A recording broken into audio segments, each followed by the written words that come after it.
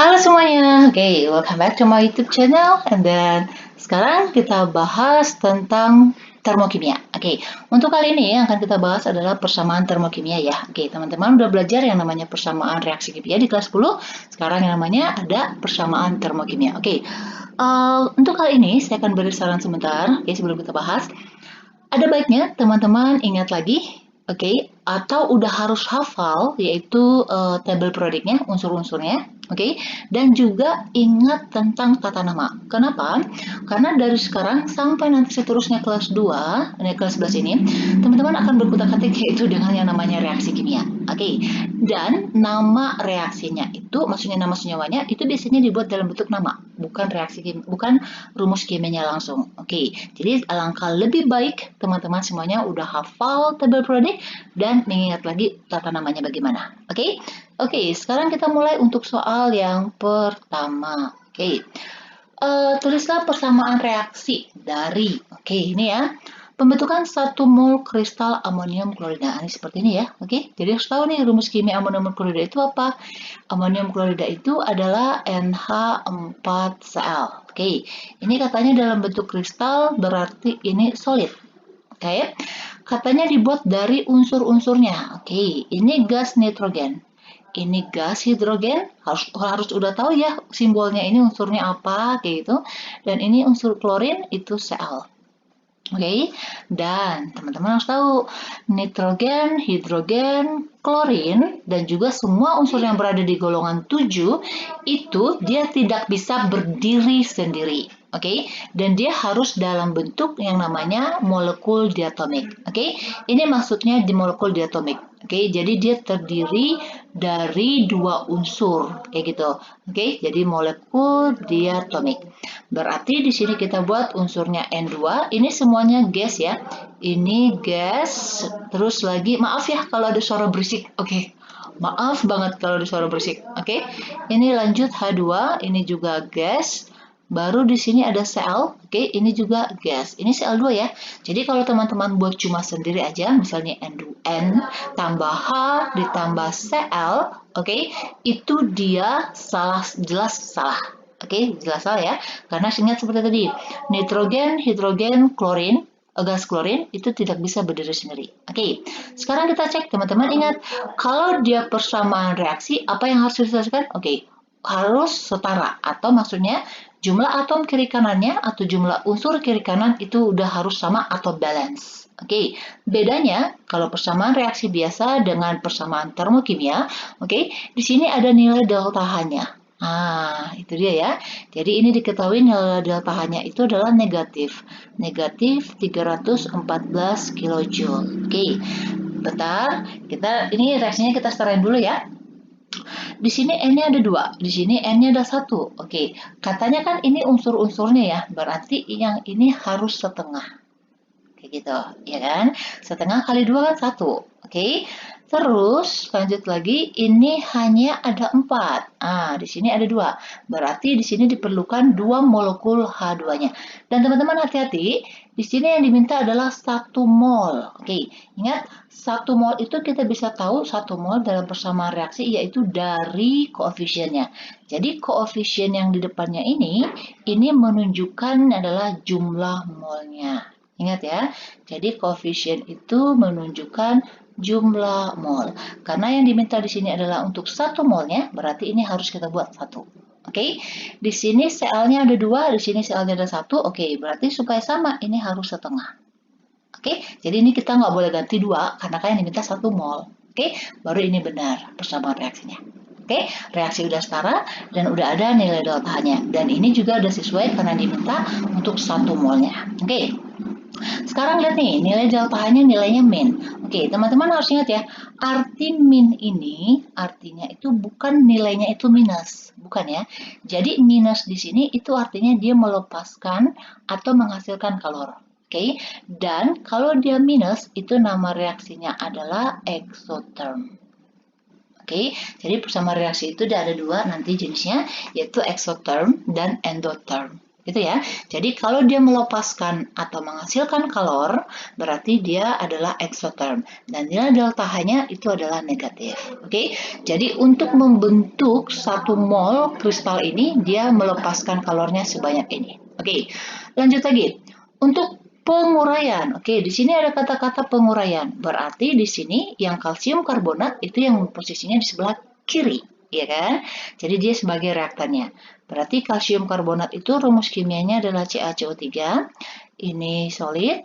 Oke, terurai katanya menjadi unsur-unsurnya. Nah, di sini udah diketahui ya. Ada kalsium, Ca. Oke, ini dia padat, solid. Terus ada karbon, karbon itu juga solid. Dan ada gas oksigen. Oke, teman-teman pasti tahu kan oksigen itu simbolnya O. Tetapi ingat lagi, oksigen itu bukan unsur yang bisa berdiri sendiri, tetapi dia molekul diatomik. Jadi ini adalah O2. Oke, ini gas. Dan di sini ketahui nilai delta H-nya, kita buat dulu ya nilainya, yaitu plus 1446 kilojoule. Oke, seperti biasa kalau ada persamaan reaksi, kita harus setarain dulu. Udah setara belum nih? Ini Ca-nya 1, ini juga 1, oke udah sama. C-nya udah 1, ini juga udah 1, oke udah sama. Ini O-nya ada 3. Oke, berarti ini 2. Nah, supaya sama berapa? Berarti kita harus samain dong. Dan teman-teman perhatikan, ini yang diminta adalah untuk 1 mol kalsium karbonatnya. Berarti ini udah harus 1. Oke, jadi ini kita nggak boleh otak-atik. Berarti ini 2 dikali berapa supaya dapat 3? Oke, good. Berarti dikali 3/2. Oke, ini jawabannya.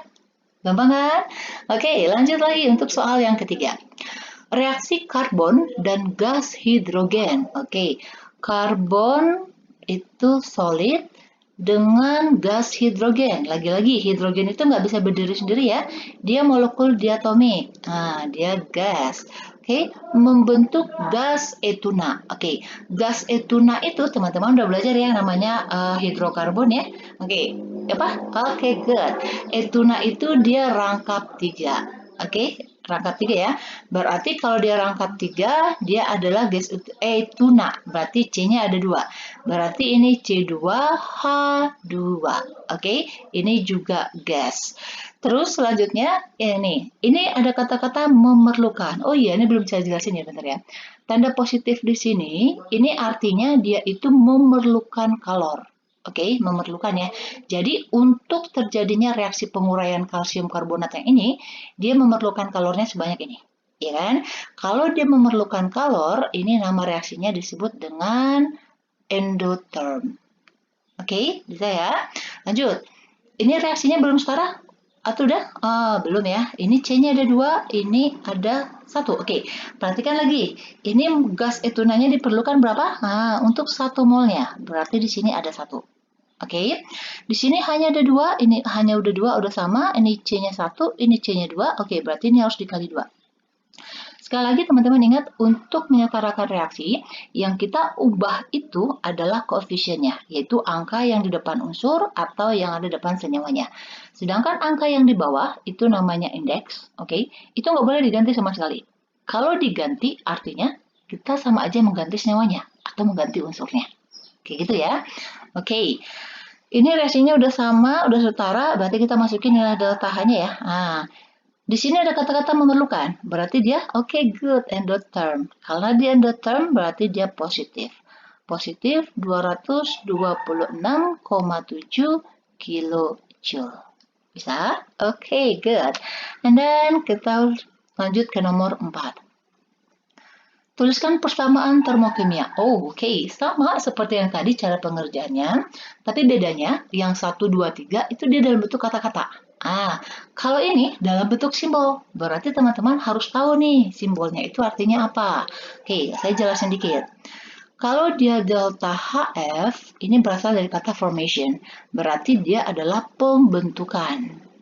Oke, jadi reaksi pembentukan. Kalau dia simbolnya adalah delta HC ini berasal dari kata combustion, berarti dia itu adalah pembakaran. Oke, ada lagi yaitu nanti delta HD. Oke, kalau delta HD ini itu dia berasal dari kata dissolve atau dia penguraian.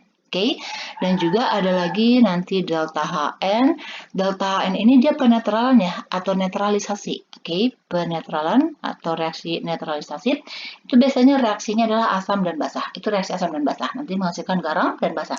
Teman-teman belajar itu nanti di kelas ini, di kelas 11 ini. Oke, semangat. Nah, lanjut lagi. Karena kita udah tahu nih arti simbolnya itu apa, berarti sekarang kita bisa kerjain, ya kan? Berarti untuk yang A, untuk reaksi delta HF, berarti pembentukan. Oh, ini sama ya seperti soal yang tadi ya, cuma bedanya aja soalnya aja, maksudnya penulisannya aja. Oke, ini berarti pembentukan, berarti amonium kloridanya itu posisinya di sebelah kanan, atau dia sebagai produk. Ini solid, dan ini nilai delta H-nya sama dengan min 313,4 kilojoule per mol. Oke, hati-hati. Ini adalah per mol, berarti ini untuk 1 molnya. Oke, kita buat tanda panah. Berarti kalau seperti soalnya tadi kan dia diketahui ya unsur pembentuknya ini gitu kan. Berarti kita cuma tinggal nulis. Tetapi kalau seperti ini, lihat aja unsurnya, unsur-unsur yang ada dalam senyawanya. Jadi kita buat aja nih, dipecah satu-satu, kayak gitu ya. Berarti nanti ada unsur N, ada unsur H, dan ada unsur Cl, kayak gitu. Ingat lagi, N itu, H itu, Cl itu, dia adalah diatomik, ya kan? Berarti dia nggak bisa berdiri sendiri, gitu. Berarti ini semuanya dalam bentuk gas ya. Ini gas, ini gas. Nah, ini udah jelas satu ya. Kita boleh lihat lagi karena dia per molnya. N-nya di sini 1, ini 2. Berarti sama seperti soal yang tadi, ini dia setengah. Kan setengah kali 2 kan 1. Terus ini Cl-nya di sini 1, ini 2. Berarti ini kali setengah. Di sini hanya ada 4, di sini ada 2, berarti ini dikali 2. Selesai, ya kan? Karena diminta untuk 1 molnya. Oke, good. Dan yang B, combustion berarti reaksi pembakaran. Teman-teman perhatikan ini CH4, ini apa namanya? Oke, good. Gas metan. Oke, metana, hidrokarbon. Teman-teman udah belajar ya. Jadi kalau dia berasal dari senyawa hidrokarbon, kalau disebutin reaksi pembakaran, itu selalu, always, dia bereaksi dengan oksigen. Oke, dan teman-teman ingat lagi, reaksi pembakaran itu ada 2 jenis. Ada yang namanya reaksi pembakaran sempurna, dan ada reaksi pembakaran tidak sempurna. Ya kan? Kalau dia pembakaran sempurna, dia menghasilkan CO2, tetapi kalau dia tidak sempurna, itu akan menghasilkan karbon monoksida. Itu yang berbahaya. Oke, tetapi di sini nggak diketahui, ini pembakarannya sempurna atau enggak. Kayak gitu kan? Jadi, kalau dia tidak diketahui, teman-teman buat aja dia reaksinya sempurna. Perfect. Oke, berarti hasilnya adalah CO2, ini dalam bentuk gas, ditambah dengan H2. Oke, ini delta H-nya kita lihat, ini diketahuinya sama dengan minus 794 kilojoule per mol. Oke, ini untuk 1 molnya lagi katanya. Berarti ini harus 1. Jadi gini, kita nggak boleh otak-atik lagi, ya kan? Di sini C-nya 1, di sini C-nya 1, oke udah sama. Di sini hanya 4, di sini hanya 2, oke ini dikali 2.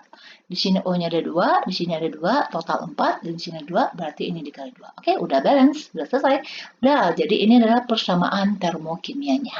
Oke, gitu ya. Jadi teman-teman perhatikan ya, yang diminta itu untuk 1 mol, 2 mol, atau berapa. Gitu. Oke, oh terlalu jauh ya, nggak apa-apa. Untuk soal yang kelima, oke, kita jawabnya di sini aja ya. Ini terlalu kecil. Oke. Oh yeah, wait. Ini berarti termasuk ke dalam jenisnya apa? Minus-minus? Oke, good. Udah bisa ya, udah pintar ya. Oke, exotherm. Nah, kalau ini diketahui persamaan termokimia dari nih. Ini reaksi pembentukan ini ya, fosfor pentaklorida, deltanya segini.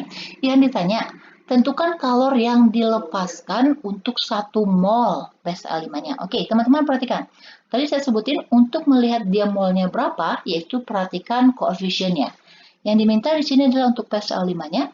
Di sini yang diketahui PCl5-nya untuk 2 mol. Ya kan? Untuk 2 mol. Berarti yang diminta adalah untuk 1 molnya. Berarti caranya adalah tinggal bagi aja. Ya kan? Berarti 640 dibagi 2. 6 bagi 2 itu 3. 4 bagi 2 itu 2. Ini 0. Oke, jangan hati-hati ya. Jangan lupa tanda minusnya. Berarti nilainya adalah minus 320 kilojoule. Oke, jadi demikian dulu pembahasannya untuk soal apa membuat persamaan reaksi termokimia ini.